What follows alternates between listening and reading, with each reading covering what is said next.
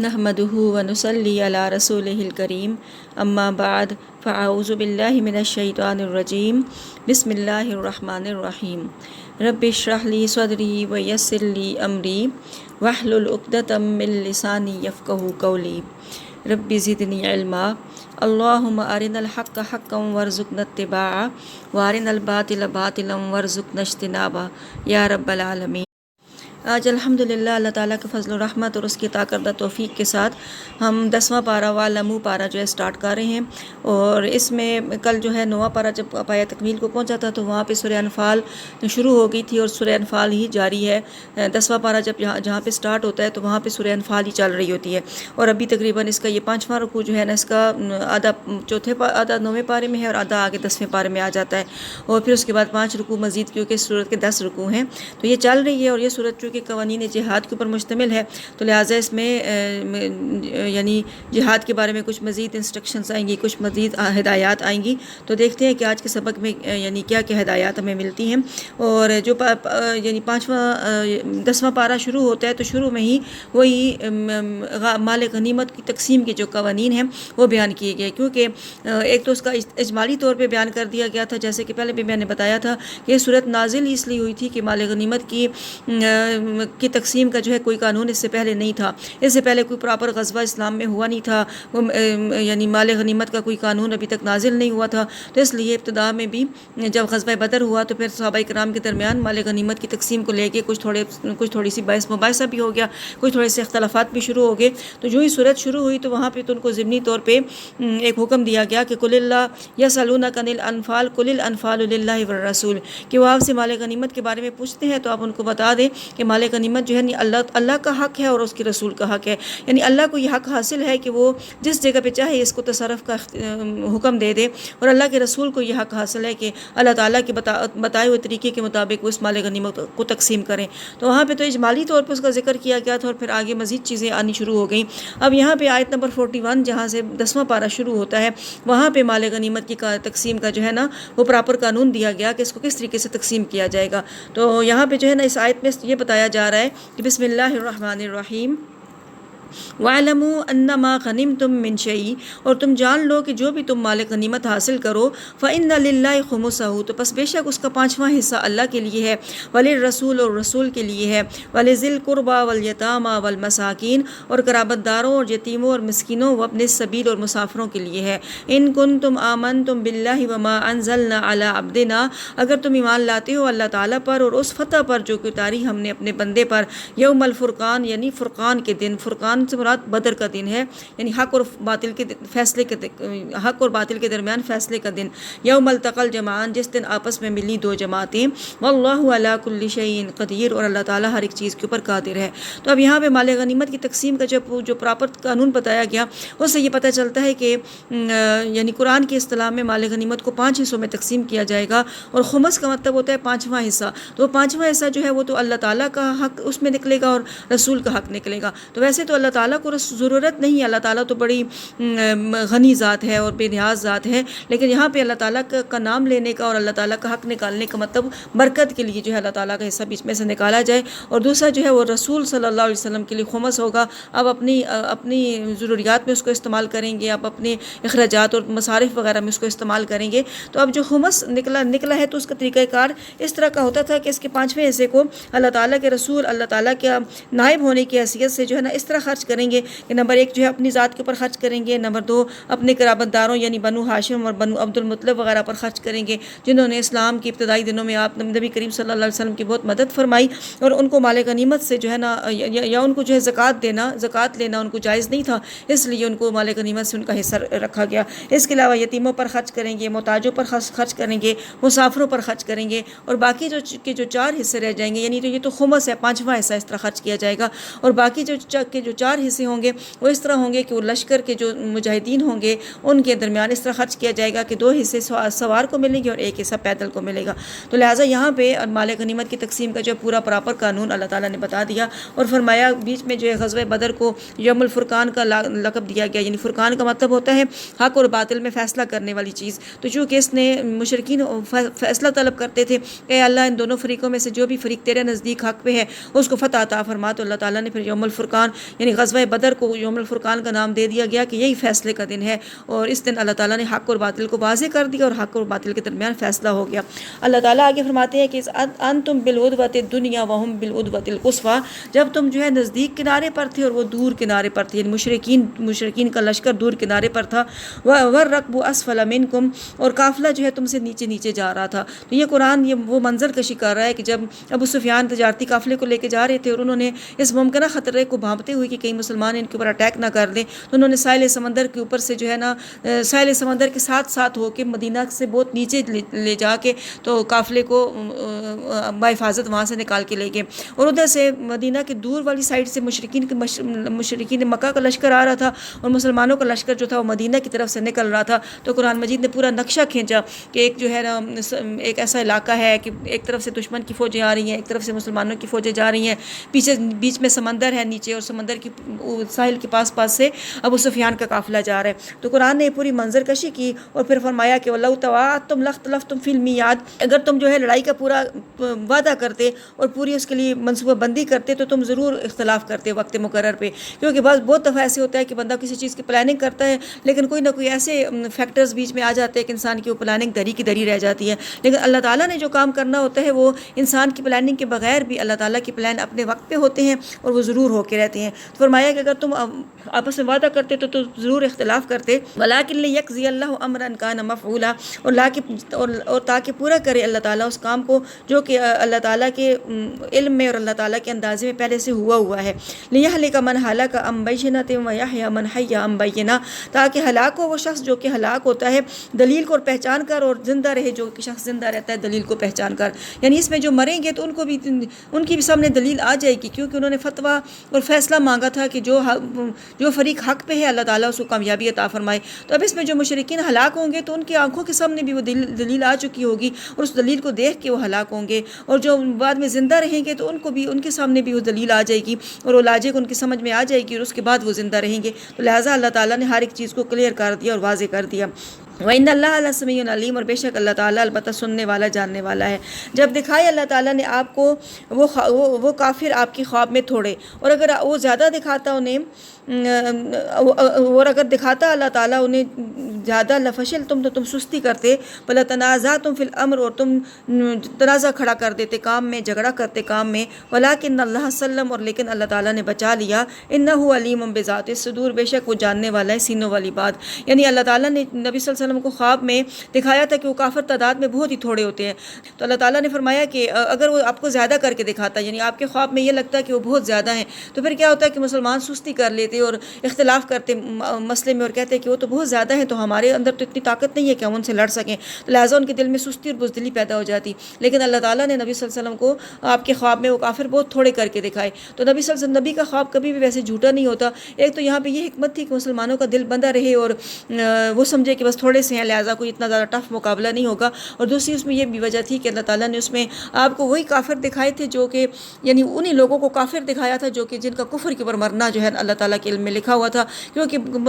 بدر میں جتنے لوگ شامل تھے ان میں سے بھی بہت سے ایسے تھے جو بعد میں مسلمان ہو گئے، تو لہٰذا جو مسلمان ہوئے تھے اللہ تعالیٰ نے وہ نبی صلی اللہ علیہ وسلم کو کافروں کے لشکر میں نہیں دکھائے، بلکہ صرف وہی دکھائے تھے جنہوں نے کفر کے اوپر ہی مرنا تھا، کیونکہ نبی کا خواب ہمیشہ سچا ہوتا ہے۔ وَإِذْ يُرِيكُمُوهُمْ إِذِ الْتَقَيْتُمْ فِي أَعْيُنِكُمْ قَلِيلًا، اور جب دکھایا تمہیں ان کافروں کو إِذِ الْتَقَيْتُمْ جب تم آپس میں ملے، فِي أَعْيُنِكُمْ قَلِيلًا یعنی وہ کافر تمہاری آنکھوں میں تھوڑے دکھائے، وَيُقَلِّلُكُمْ فِي أَعْيُنِهِمْ اور تمہیں تھوڑا دکھایا ان کی آنکھوں میں، لِيَقْضِيَ اللَّهُ أَمْرًا كَانَ مَفْعُولًا تاکہ فیصلہ کر دے اللہ تعالیٰ کام کا جو کہ پہلے سے کیا ہوا ہے، اور اللہ ہی کی طرف لوٹائے جائیں گے تمام کام۔ تو پھر جب دونوں جماعتیں آپس میں ملی تو تب بھی ایسے ہی ہوا کہ مشرکین کی جب نظر مسلمانوں پہ پڑی تو انہوں نے بھی دیکھ کے کہا کہ یہ تو بہت تھوڑے سے ہیں اور یہ تو کوئی اتنا ٹف مقابلہ نہیں ہے، ان کے اوپر تم فوراً فتح حاصل کر لیں گے، اور جب مسلمانوں نے انہیں دیکھا تو وہ بھی ان کو تھوڑے دکھائی دیے گئے۔ تو یہ سب اللہ تعالیٰ کی حکمتیں تھیں اور اللہ تعالیٰ نے بہت ساری حکمتوں کے تحت جو ہے نا یہ چیزیں کی۔ یا ایھا الذین آمنوا اذا لقیتم فئۃ، اے ایمان والو جب تم ملو یعنی مشرک مشرکوں کی جماعت کے ساتھ یا اپنی دشمن جماعت کے ساتھ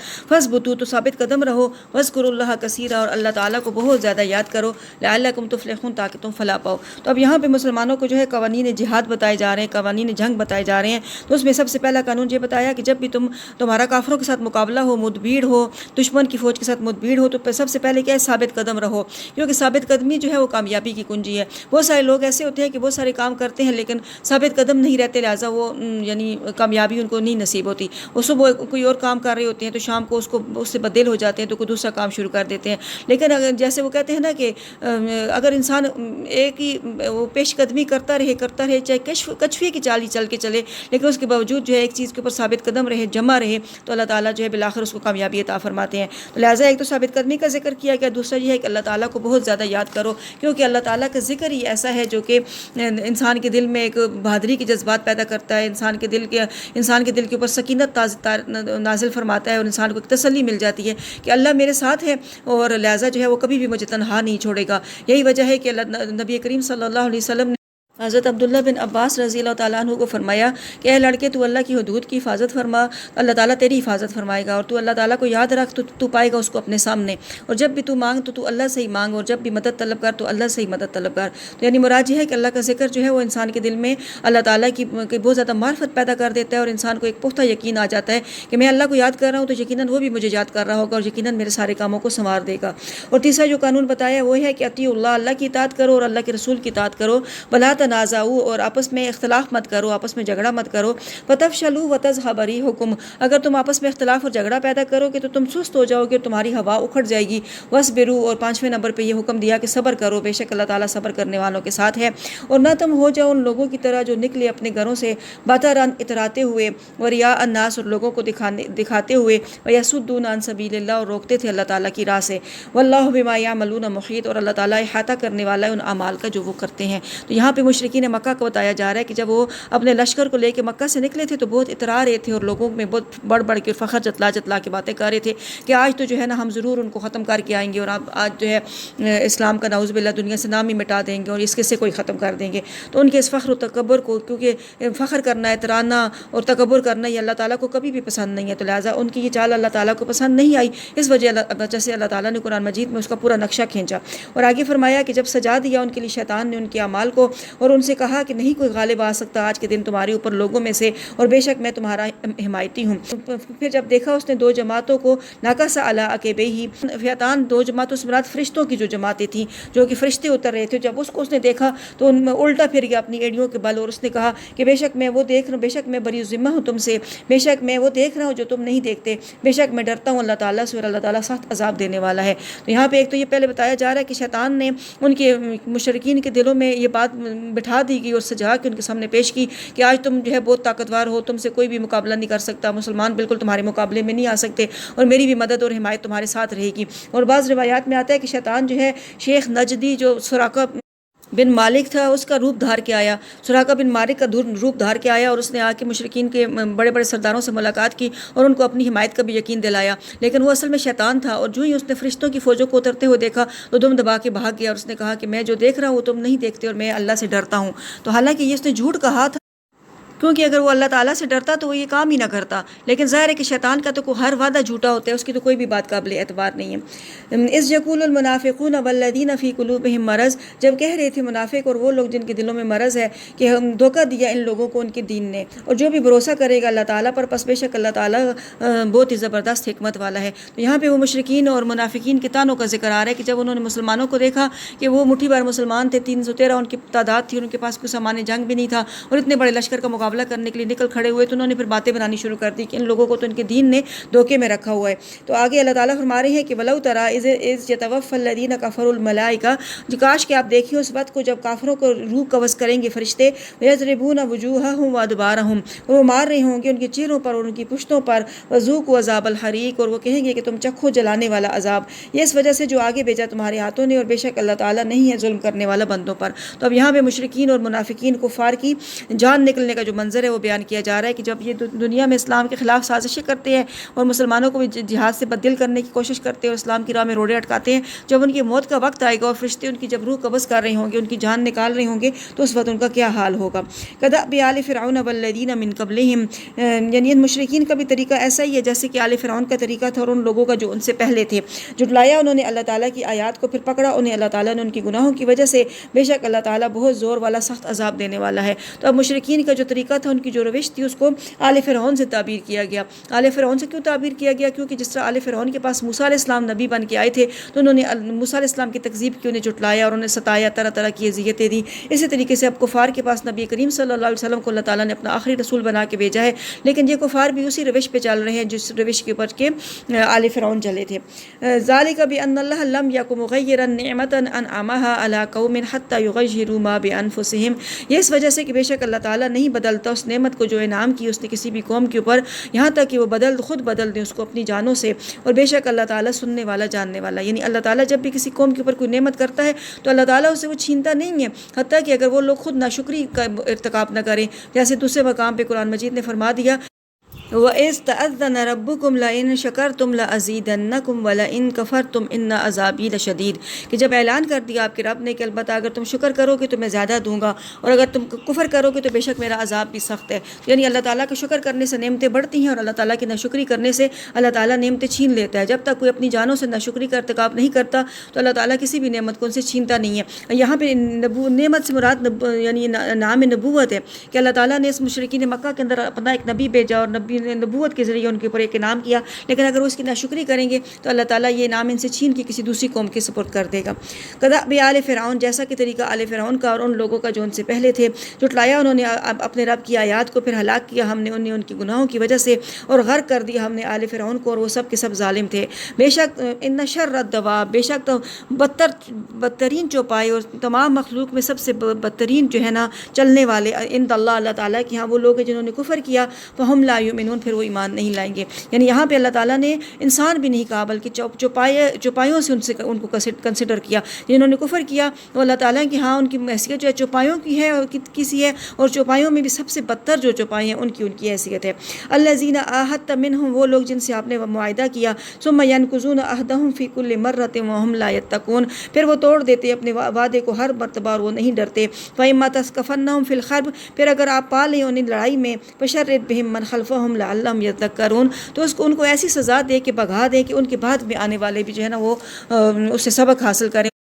وَإِمَّا تَخَافَنَّ مِن قَوْمٍ خِيَانَةً فَانبِذْ إِلَيْهِمْ عَلَىٰ سَوَاءٍ، اور اگر آپ یعنی ڈریں کسی بھی قوم کی بددیانتی سے تو آپ پھینک دیں ان کے عہد کو ان کی طرف برابری کے ساتھ۔ یعنی آپ نے کسی قوم نے آپ کے ساتھ معاہدہ کیا اور اگر آپ کو کوئی خدشہ ہے کہ وہ معاہدہ توڑ دیں گے تو آپ بھی برابری کے ساتھ اعلان کر دیں کہ ہم نے بھی معاہدہ توڑ دیا۔ بے شک اللہ تعالیٰ نہیں پسند کرتا خیانت کرنے والوں کو، اور نہ خیال کریں وہ لوگ جنہوں نے کفر کیا کہ وہ سبقت لے جائیں گے، آگے بڑھ جائیں گے، بے شک نہیں، وہ عاجز کر سکتے۔ اور تیاری کرو ان کے لیے جتنی تم استطاعت رکھتے ہو قوت کے ساتھ، اور گھوڑے باندھ کر تم ڈراتے ہو اس کے ذریعے اللہ کے دشمن کو اور اپنے دشمن کو اور کچھ دوسروں کو جو ان کے علاوہ ہیں، تم نہیں جانتے انہیں اور اللہ انہیں جانتا ہے۔ اور جو بھی تم خرچ کرو گے کوئی بھی چیز اللہ کی راہ میں تو پورا دیا جائے گا تمہیں، اور تم نہیں ظلم کیے جاؤ گے۔ یعنی یہاں پہ مسلمانوں کو جہاد کے لیے تیاری کرنے کا حکم دیا گیا، اور اپنے مخالف قوتوں کے خلاف جو ہے مکمل طور پہ اپنی تیاری، کہ جس طریقے کی ان کی تیاری اسی طریقے کی تم بھی تیاری کرو۔ ایسا نہ ہو کہ تم جو ہے گھوڑوں اور خچروں کے ساتھ تیاری کرتے رہو اور وہ ٹینک اور ایٹم بام تمہارے مقابلے میں تیار کر کے بیٹھے ہوئے ہوں۔ تو اس لیے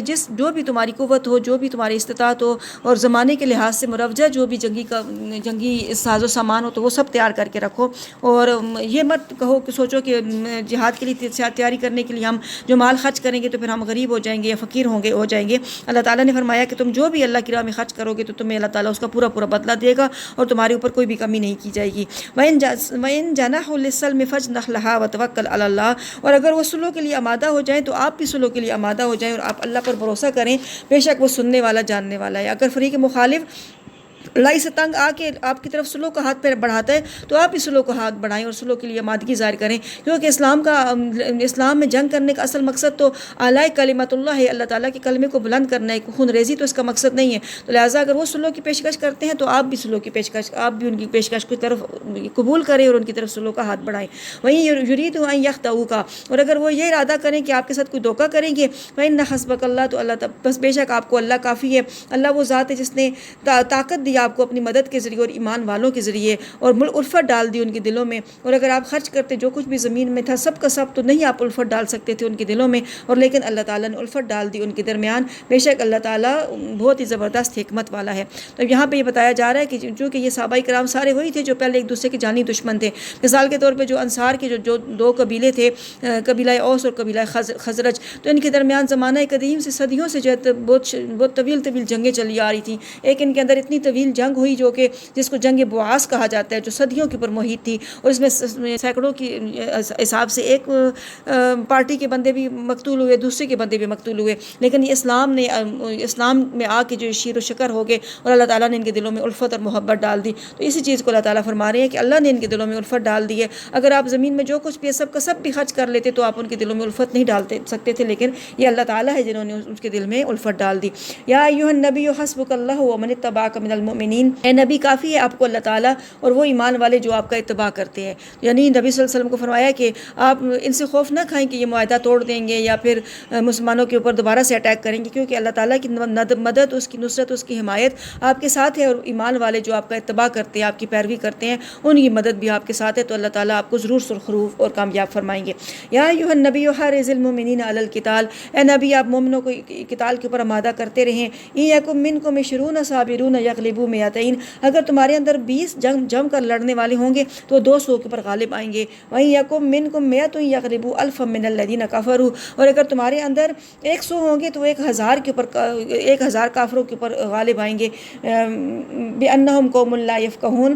اس وجہ سے کہ وہ لوگ نہیں سمجھتے. تو اب یہاں پہ پہلے جو مقابلہ تھا وہ 1 کا مقابلہ 10 کے ساتھ تھا. یعنی کہا جا رہا ہے کہ اگر 20 ہوں گے تو 200 کے اوپر غالب آئیں گے, اور اگر 100 ہوں گے تو 1000 کے اوپر غالب آئیں گے. یعنی 1 کا مقابلہ 10 تھا. پھر آگے فرمایا کہ الآن خفف اللہ عنکم, تو یہ آن بعد میں آنے والی آیت نے پہلی آیت کے حکم کو منسوخ کر دیا کہ اب اللہ تعالیٰ نے تمہارے اوپر تخفیف کر دی ہے. وعلم ان فیکم ضعفا, اور اللہ نے جان لیا کہ تمہارے اندر کمزوری ہے, تم یہ نہیں کر سکتے, اس حکم کے اوپر عمل نہیں کر سکتے. لہٰذا اب کیا ہوگا, وَإِن یکم منکم 100 صابرۃ یغلبوا 200, تو اگر تمہارے اندر جو ہے 100 ثابت قدم رہنے والے اور جم کر لڑنے والے مجاہدین ہوں گے تو 200 کے اوپر غالب آئیں گے. وَإِن یکم منکم 1000 یغلبوا 2000 بإذن اللہ, اور اگر 1000 ہوں گے تو 2000 کے اوپر غالب آئیں گے اللہ تعالیٰ کے حکم سے, اور اللہ تعالیٰ صبر کرنے والوں کے ساتھ ہے. تو پہلے جو مقابلہ 1 بمقابلہ 10 تھا, اب وہ مقابلہ جو ہے نا 1 بمقابلہ 2 کر دیا گیا, اور اب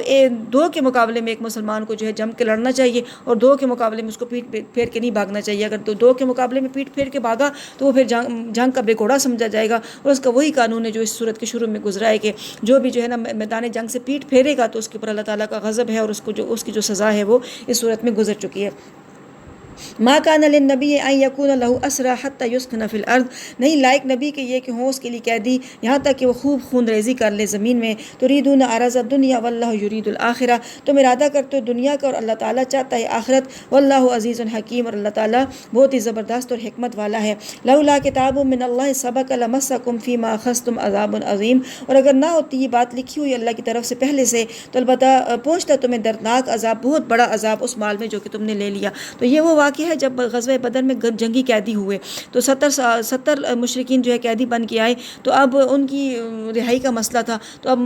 یعنی اس وقت تک چونکہ جنگی قیدیوں کا کوئی قانون آسمان سے اترا نہیں تھا, تو اس لیے نبی صلی اللہ علیہ وسلم نے مشاورت کی صحابہ کرام کے ساتھ. تو حضرت عمر رضی اللہ تعالیٰ عنہ نے تو یہ مشورہ دیا کہ آپ ان سب کو قتل کر دیں, سب کو ختم کر دیں. لیکن حضرت ابوبکر رضی اللہ تعالیٰ عنہ جو کہ بہت نرم دل تھے اور رحم دل تھے, اور باقی بھی کچھ صحابہ کرام, تو انہوں نے اس بات کا مشورہ دیا کہ ان کو فدیہ لے کے ان سے چھوڑ دیا جائے. اور جن کے پاس فدیہ نہیں تھا تو اس کو یہ کہا گیا کہ وہ مسلمانوں کے بچوں کو جو ہے نا ایک بندہ 10 بچوں کو لکھنا پڑھنا سکھا دے, تو یہی اس کا فدیہ ہوگا اور ان کو چھوڑ دیا جائے گا. تو پھر اس کے اوپر اللہ تعالیٰ کو یہ بات پسند نہیں آئی, اور اللہ تعالیٰ نے جو ہے سخت آیت نازل فرمائی اور فرمایا کہ کسی نبی کے لیے یہ لائق نہیں ہے کہ اس کے پاس کوئی جنگی قیدی ہو تو زمین میں جس وقت تک خون ریزی نہ کرے تو اس وقت ان کو چھوڑ دے. اور تم نے یہ فدیہ لینے کا جو فیصلہ کیا تو یہ دنیا کا مال لینے کے لیے تم نے کیا ہے, حالانکہ اللہ تعالیٰ جو ہے نا وہ تم دنیا چاہتے ہو لیکن اللہ آخرت چاہتا ہے. تو پھر بالآخر آگے یہ فرما دیا کہ اگر اللہ کی طرف سے یہ چیز پہلے سے لکھی ہوئی نہ ہوتی, تو پہلے سے لکھی ہوئی کیا نہ ہوتی, مراد یہ ہے فدیہ کا جواز جو پہلے سے لکھا ہوا تھا اللہ تعالیٰ کے علم میں کہ یعنی فدیہ جائز کر دیا جائے گا. مال غنیمت کا حلال ہونا جو ہے یہ اللہ کے علم میں پہلے سے لکھا ہوا تھا. اہل بدر کی مغفرت لکھی ہوئی تھی کہ اہل بدر, یعنی حدیث شریف میں آتا ہے کہ اہل بدر, اللہ تعالیٰ نے اہل بدر کے بارے میں فرمایا کہ اب جو کچھ بھی کریں گے میں نے ان کو معاف کر دیا. اس کے علاوہ جو ہے نا رسول کی موجودگی جو کہ عذاب عذاب کا ایک بہت بڑا معنی ہے، جب کسی قوم کے اندر رسول موجود ہوتا ہے تو اس کے اوپر عذاب نہیں آتا. تو لہٰذا یہ 4 فیکٹر تھے جن کی وجہ سے ان کے اوپر عذاب نہیں آیا. ادروائز جو ہے نا اللہ تعالیٰ نے فرمایا کہ اگر یہ چیزیں اللہ کی طرف سے لکھی ہوئی نہ ہوتی تو تمہارے اوپر جو ہے بہت بڑا عذاب نازل ہوتا. تو اب فرمایا کہ کلوا مما غنمتم حلالا طیبا، اب جو بھی مال غنیمت تم نے حاصل کیا ہے وہ کھاؤ تم اس کو، وہ تمہارے لیے یعنی حلال ہے اور پاکیزہ ہے، اور ڈرتے رہو اللہ تعالیٰ سے کہ بے شک اللہ تعالیٰ بخشنے والا رحم فرمانے والا ہے. اے نبی آپ کہہ دیں جو آپ کے پاس قیدی ہیں کہ ان یعلم اللہ فی قلوبکم خیرا، کہ اگر اللہ تعالیٰ تمہارے دلوں میں کوئی بھلائی جانے گا تو یؤتکم خیرا مما اخذ منکم، تو تمہیں اس سے بہتر عطا کرے گا جو تم سے لیا گیا، ویغفر لکم، اور تمہیں معاف کر دے گا، واللہ غفور الرحیم، اور اللہ تعالیٰ بخشنے والا رحم فرمانے والا ہے. یعنی یہ جو بدر کے قیدی تھے اس میں نبی کریم صلی اللہ علیہ وسلم کے چچا حضرت عباس بھی تھے، نبی صلی اللہ علیہ وسلم کے داماد اور آپ کے داماد ابو العاص بھی تھے. تو ان سے بھی یعنی فدیہ لیا گیا اور فدیہ لے کے ان کو چھوڑ دیا گیا. تو اللہ تعالیٰ نے پھر بعد میں ان کو خیر عطا فرمائی، ان کو دین عطا فرمایا اور ایمان قبول کرنے کی توفیق عطا فرمائی. تو لہٰذا جو ہے نا ان کو وہاں یہاں پہ تسلی دی جا رہی ہے. یعنی اسلام ایک اتنا امن اور سلامتی والا مذہب ہے کہ وہ دشمن کو بھی خیر کی بشارت دیتا ہے، اور دشمن کے ساتھ بھی اس بات کا وعدہ کرتا ہے کہ اگر تم بھی بلائی اختیار کر لو گے، تم بھی اللہ کی دشمنی کو چھوڑ دو گے، اللہ کی دوستی اختیار کر لو گے، تو اس سے پہلے تم نے جو کچھ کیا ہوگا اللہ اسے معاف کر دے گا،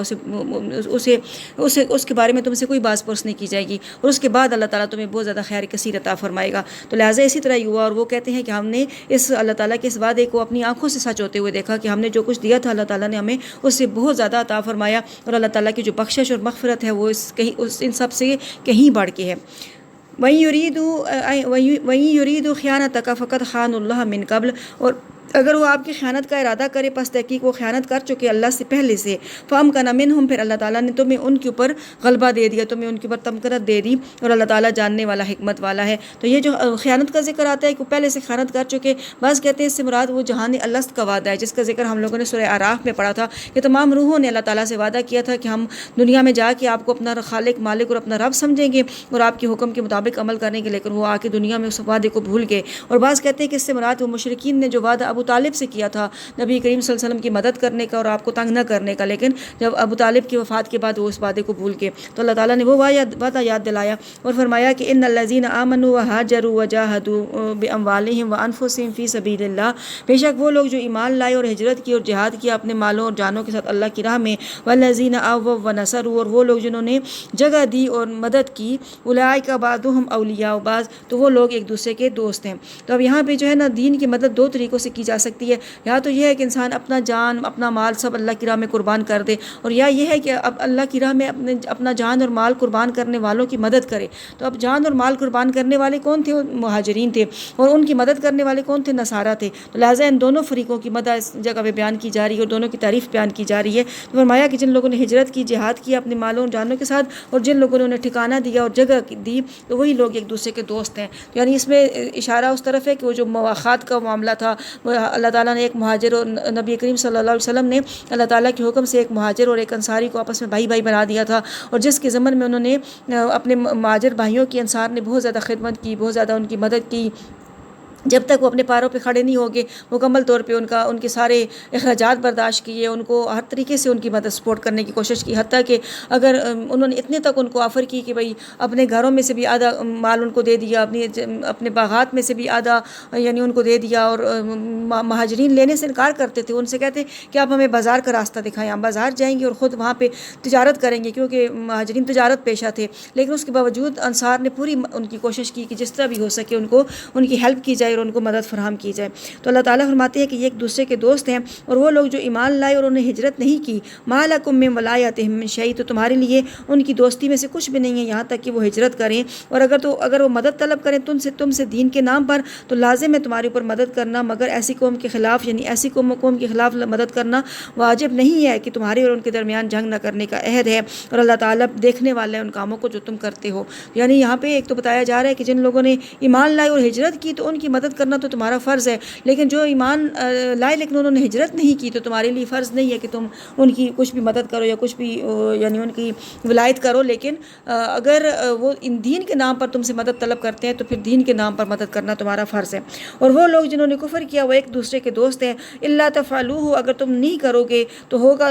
بہت بڑا فساد برپا ہو جائے گا زمین میں اور فتنہ پیدا ہو جائے گا۔ یعنی اگر تم یہ مدد نہیں کرو گے، تم جہاد نہیں کرو گے، جہاد کو ترک کر دو گے تو پھر کافر تو ایک دوسرے کے دوست ہیں، وہ تو اسلام کے خلاف ایک دوسرے کے مددگار ہیں، اور اگر تم اسلام کے حق میں ایک دوسرے کے مددگار نہیں بنو گے تو پھر زمین میں بڑا فتنہ اور فساد مچ جائے گا۔ اور وہ لوگ جو ایمان لائے اور ہجرت کی اور جہاد کی اپنی اللہ کی راہ میں، اور وہ لوگ جنہوں نے مدد کی اور جنہوں نے ٹھکانہ دیا اور مدد کی، وہی لوگ پکے مومن ہیں، ان کے لیے مغفرت ہے اور عزت والی روزی ہے۔ تو یہی شروع میں بھی ایمان والوں کی صفات آئی تھی سورت کے شروع میں، اب یہاں پہ آخر میں بھی جہاد کے ضمن میں ان کی صفات آ رہی ہیں، جنہوں نے ہجرت کی، جہاد کیا۔ ایک تو وہ یعنی دین کا ایک پارٹ وہ لوگ ہیں جنہوں نے ہجرت کی اور جہاد کیا، اور دوسرا پارٹ وہ ہیں جنہوں نے ٹھکانہ دیا اور مدد کی۔ تو فرمایا کہ یہ لوگ جو ہے نا سچے مومن ہیں، ان کے لیے مغفرت ہے اور عزت والی روزی ہے۔ اور وہ لوگ جو ایمان لائے بعد میں، وہاجروا وجاہدوا معکم، اور انہوں نے ہجرت کی اور جہاد کیا تمہارے ساتھ، فاولئک منکم، تو وہ بھی تم میں سے ہیں، تمہارے ساتھی ہیں۔ یعنی جو لوگ پہلی ہجرت کے بعد میں جنہوں نے ہجرت کی، کچھ لوگ تو وہ تھے نا کہ جو پہلے دھڑالے میں ہی نبی کریم صلی اللہ علیہ وسلم کے ساتھ ہجرت کر کے چلے گئے، لیکن کچھ لوگ بعد میں رہ گئے تھے۔ لیکن یہ فتح مکہ تک یہ ہجرت کا سلسلہ جاری رہا تھا، بعد میں بھی تھوڑا تھوڑا کر کے لوگ آتے جاتے رہتے تھے۔ تو فرمایا کہ جو لوگ بعد میں آئے اور انہوں نے بھی ہجرت کی اور جہاد کیا تو وہ بھی تمہارے ساتھی ہیں، ان کو بھی اپنا ساتھی سمجھو۔ وَأُولُو الْأَرْحَامِ بَعْضُهُمْ أَوْلَىٰ بِبَعْضٍ فِي کتاب اللہ، اور رشتہ دار ان کا بعض کی میراث کا زیادہ حقدار ہے اللہ تعالیٰ کے قانون میں، اللہ تعالیٰ کی کتاب میں، بے شک اللہ تعالیٰ ہر ایک چیز کو جاننے والا ہے۔ یعنی اس میں وہ چیز بتائی گئی کہ جب ابتدائی ہجرت میں مواخات مدینہ کی روح سے ایک مہاجر اور ایک انصاری کو بھائی بنا دیا گیا تھا، تو وہ چونکہ بہت سارے اسلام ابھی تک پھیلا نہیں تھا، تو بہت سارے لوگ ایسے تھے کہ باپ مسلمان ہو جاتا تو بچے کافر ہوتے، بچے مسلمان ہو جاتے تو باپ کافر ہوتا، یا اسی طریقے سے باقی رشتہ داروں میں بھی یہی صورتحال تھی۔ تو ظاہر ہے کہ چونکہ کافر کو جو مسلمان کی میراث نہیں ملتی، تو لہٰذا وہاں پہ یہ بتا دیا گیا تھا کہ جس کا کوئی بھی مسلمان اپنا قریبی رشتہ دار مسلمان ہو کے نہیں آیا تو اس کی میراث کا حقدار اس کا وہی بھائی ہوگا جو انصاری بھائی، جس کو اس کا بھائی بنا دیا گیا تھا۔ لیکن پھر یہ ٹیمپریری ایک انتظام تھا۔ اس کے بعد جب اسلام بھی پھیل گیا اور بہت سارے لوگوں نے بعد میں بھی اسلام قبول کر لیا اور فیملیز کمپلیٹ ہونے لگی، تو پھر بتایا کہ اللہ تعالیٰ کی کتاب میں اور اللہ تعالیٰ کے نوشتہ میں تو پہلے سے ہی لکھا ہوا تھا کہ رشتہ دار ہی ایک دوسرے کی میراث کے زیادہ حقدار ہوں گے۔ وہ والا جو قانون تھا وہ ٹیمپریری اور تھوڑے سے عرصے کے لیے جو ہے انتظامی امور کو چلانے کے لیے تھا، لیکن اصل حکم اللہ کے علم میں یہی تھا کہ جو رشتہ دار ہیں وہی ایک دوسرے کی میراث کے وارث ہوں گے، اور بے شک اللہ تعالیٰ ہر ایک چیز کو جاننے والا ہے۔ تو اس کے ساتھ ہی سورہ انفال جو ہے مکمل ہوئی۔ اللہ تعالیٰ اس کے احکامات کے اوپر ہمیں صحیح طریقے سے عمل کرنے کی توفیق عطا فرمائے۔ وآخر دعوانا الحمد للہ رب العالمین۔